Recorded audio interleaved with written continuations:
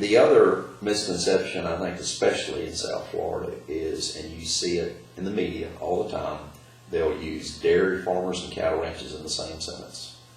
We're so different from dairy farmers, it's unbelievable. Dairy farmers produce milk, we produce beef. They also produce a little bit of beef as a byproduct.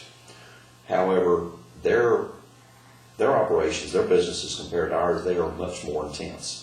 In other words, they bring the cattle in, they have to feed them for high milk production. Our cattle are out harvesting what grass, they're going to need to live.